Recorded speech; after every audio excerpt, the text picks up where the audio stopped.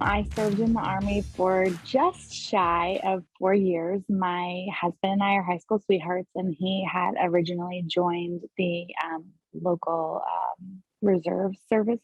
And I was working at the mall. And actually, my senior year in high school, I was really strongly mentored by an Army veteran and had considered joining right after high school, but plans kind of changed for us. And so I was, working the small job and he was going to go active duty.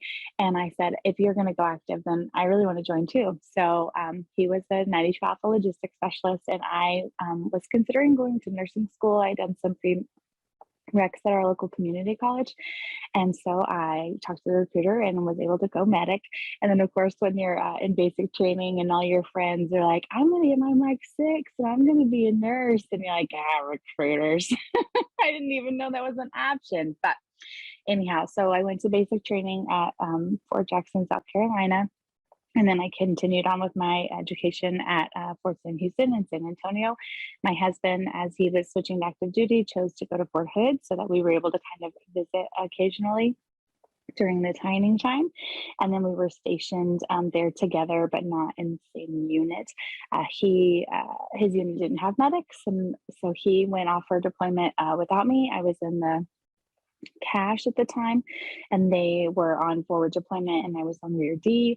When they came back, I was quickly moved into the 566 ASMC, Area Support Medical Company, and my husband had just returned from his deployment, and the ASMC was going to be deploying, and he volunteered to leave his, shorten his time home so that we could go together. And so we deployed for 16 months to the Camp Liberty Victory Complex, where we served at the Whitmer Medical Clinic. We had 2 rounds of combat action. Our dining facility was mortared, and my platoon sergeant lost her leg and had some really traumatic experiences then.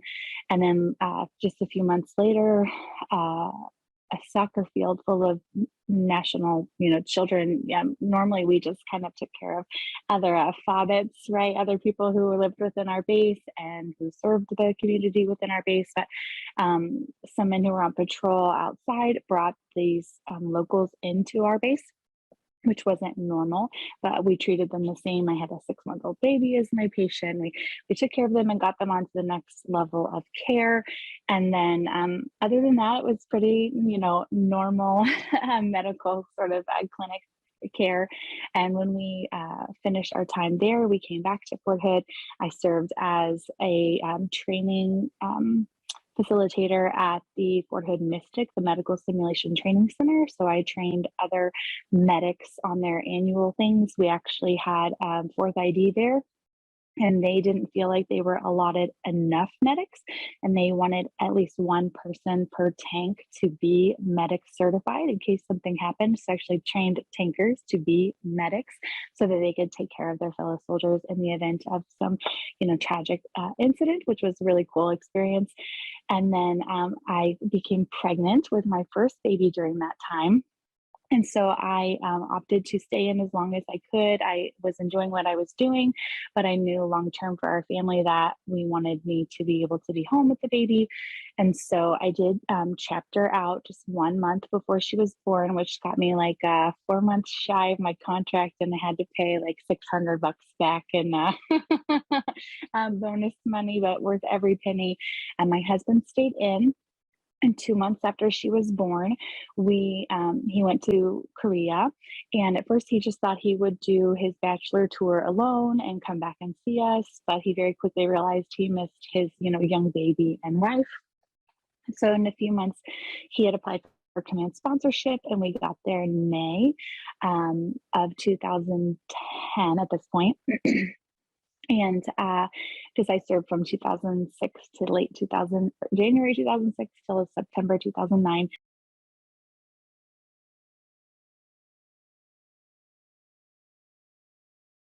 And so here we had 2 young children while we were, stationed at Camp Humphreys.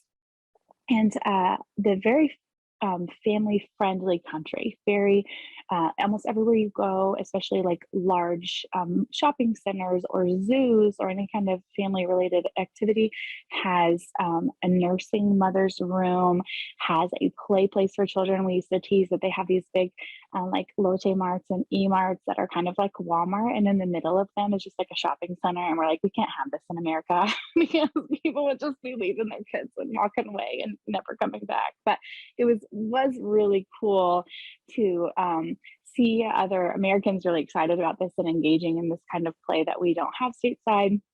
And occasionally you'll find a large mall that has something like that, but not in your just grocery store. uh, and then also to just see the nationals involved in this. And so we were invited to go visit with a friend at a place called Little Bear Kids Cafe, and it just blew my mind because, as you know, one of 7 children who babysat a lot and took care of a lot of kids, I'd been to Discovery Zone and McDonald's and all these Starbucks and whatever, and I just you never seen anything like this. It was a really cool combination of like a coffee shop and an indoor play place. And I was like, this is amazing. We just have to have this. And so my husband, we went into another one, but this is so cool. And so we just talked for years about wanting to bring something like this stateside. So fast forward to 2012, he got out of the Army and we were going back to nursing school and pipe fitting school. And, we would just always talk about, man, I wish we had this because our kids are only 16 months apart. So I had these little kids underfoot all the time, but it just didn't seem like a good time to start a business. And so as we just went on in life, completing, different goals and things, we just always lamented this, I wish we could have something like this in our area.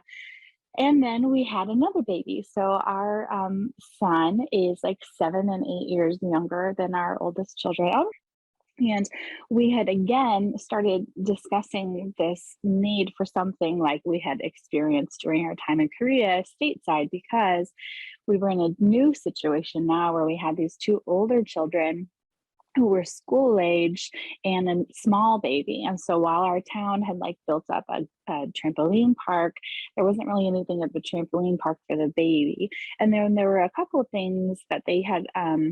One was like a nonprofit that was tied with the United Way that was specifically geared towards younger children. And their mission is parental involvement with children, which is fantastic, but they don't allow school age children to come. There is another like church, sort of, a community center that also had a very small space geared towards young children. And again, they wouldn't allow my older children to come. So there were these resources that were available for my baby and for my older children, but nothing that we could all like enjoy together. And McDonald's is McDonald's, and Chuck E. Cheese is really loud. And so my girls were attending a dance class and the instructor wanted to retire. And we had just been talking about that and discovered a program online called Play Cafe Academy while we were searching for, this kind of business model. And we said, we have to do this. So we approached the owner about wanting to buy her space and what our vision for it was, because she had built her space, she had grown into it, her business had grown, and it was a lot like her baby. And she said that none of her other teachers were able to purchase the building at the time. And so we pursued buying her building. And then at some point, an instructor said, oh, no, no, no, I can, I want to buy it. And so she did. At that point, we had already started engaging the community and doing Facebook posts and surveys and trying to find out in groups if people were interested in what we wanted to bring. And they were. And so we decided to find an alternate route. We continued to look for spaces to possibly buy or to rent. And ultimately, my husband sold his truck and we bought a small plot of land that had previously housed a building, but it was torn down in a tornado 6 years ago. And so we went instead to build a brand new building from the ground up. And I think at the time, the Lord just like waited to explain those costs to me, because had I known when we first got into it, maybe we wouldn't have done it. But at the same time, like it all really just worked out.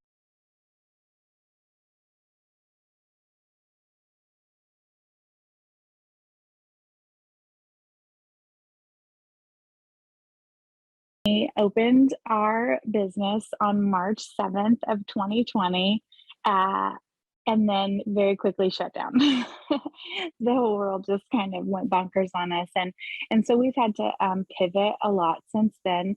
But in so many ways, still like it all happened for a reason.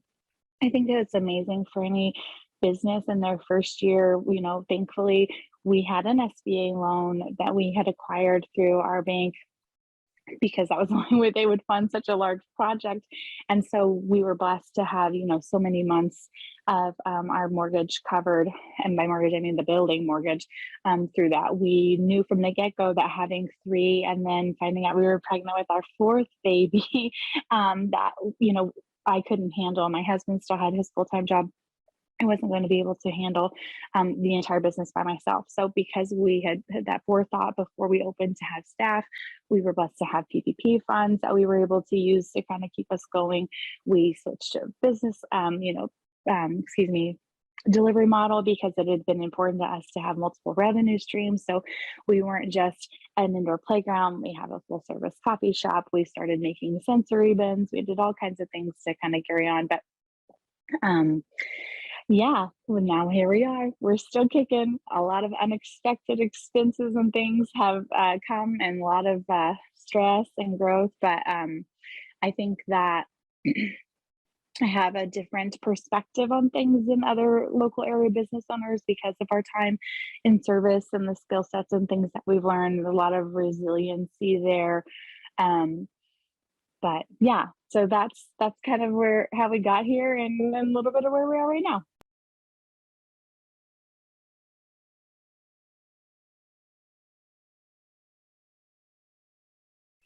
Yes, so we definitely have a larger loan than most people, I would say, who are entering this. And it was, I think that I was recently talking, I'm in a group called Playmaker Society with other people who run similar businesses across the country. And I'm so thankful for that. So I guess on top of the financing, I'll give you a cool tip. If you can find other people in your niche area, whatever that is, whether you're a real estate agent, you should, get with other realtors. If you're running a coffee shop, you should find other, coffee junkies.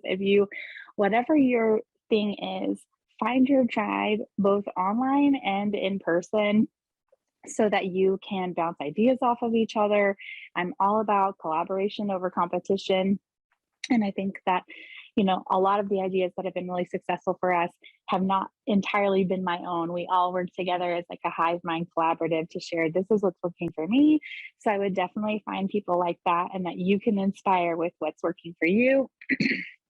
So I would definitely say to do that. So as far as financing goes, as I mentioned, my husband sold his truck. Then on top of that, because with the SBA, depending on a variety of, things, your credit, your income, that kind of thing, you may have to put down more or less than someone else. We were required. So when we were looking at buying that building, we were going to go a more traditional, conventional business loan, and we were going to require like 20% down. It was a lower cost project overall. So the amount of money was about the same. When we went with the bigger project, we were required to put in 10%. And that was a mix of the equity of the land. So there was an appraisal done on the value of the land. And thankfully, we had a little bit of instant equity. It was worth a little bit more than we had paid for it. And then we also were required to get a personal loan for the remaining funds. We couldn't pull it from a credit card, which I found that really interesting. It had to actually be a personal loan from the bank, and we had to provide all of those terms and things like that. So for us, even though we had, kind of a liquid at the time, a line of credit that wasn't allowed for us to access, it had to be this loan from the bank and then deposited into the business bank account so that they could show that we had, put in so much of our own money into the project. And then I would also suggest in any financing to make sure that you sort of, especially now, I can say, plan for the unexpected and have either saved up or in your loan costs like 3 to 6 months of working capital and to really look at what you think those costs are going to be. And this is again where having that group collaborative comes into and doing a lot of research. It's really important to know, for example, if you're leasing, what kinds of things your landlord is going to cover and what they're not. To talk to and get quotes from businesses who may be like, if you, like Wes, we need to plow snow, we have a small yard to mow. How much is that going to cost? What sort of things are going to impact that cost? Like, if there's a lot of snow, it costs more than if there's just a little bit of snow. If like right now they're charging a fueling fee, so that's going up. I would talk to people in your area or call the electric company and say, I have a building that's this size. Can you give me an idea of how much this might cost? Or if they have record of, how much the previous tenant was paying so that you have an idea of what your utilities might look like. Because I definitely underestimated some costs going in. I forgot about signage. There was a little bit of landscaping that we needed to do. And then now, and this isn't something you would have in a lease space, but in an owned space, the land was assessed at a certain value for property tax. And then they assess that at a certain time of the year. And so it changes. Well, they didn't pick up our building being built, even though they probably really should have, because it was done in early 2020 and there was a significant progress at the beginning of the year when I think they do their assessment. They didn't put the value on our property until 2021, which you pay in 2022 here. And so my property tax bill went from like $1,600 annually to over $10,000 annually. And so while this year has been great, we've had 2 of our best months ever, and I was able to like put some money aside. I had to quickly get into that.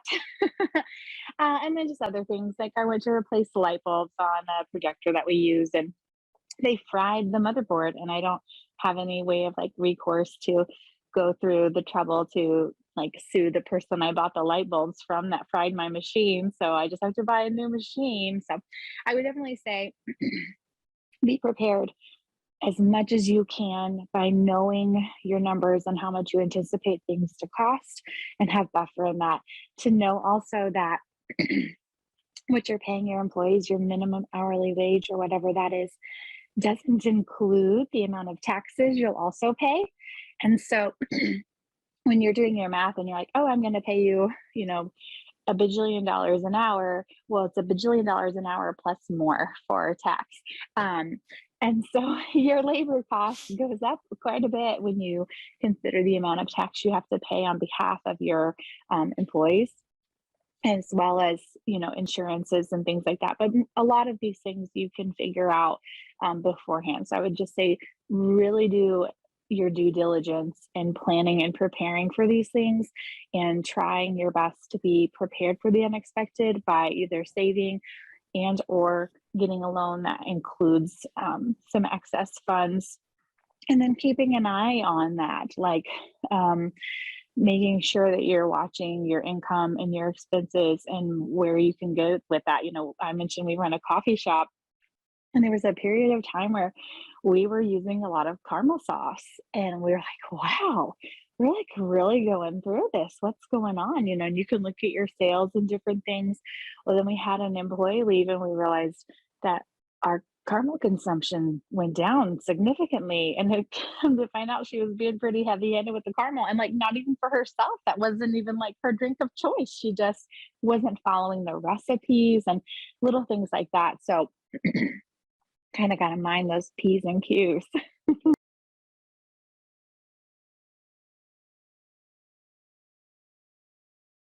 So birthday parties are really our bread and butter. We offer private birthday parties on the weekends, and then we just this month started offering them on the weekday evenings also. And we've got a couple of those out the gate booked already. But people are looking for that, private party experience. We cater, even though our space has place to play for kids up to about 12 or so, because my oldest children help to plan a special space for them. We keep the big kids separate from the younger kids. And but they get the entire facility, so it's different than if they were to go to like Chuck E. Cheese, where they may have a row of tables and then they're sharing this very loud space with all these other people.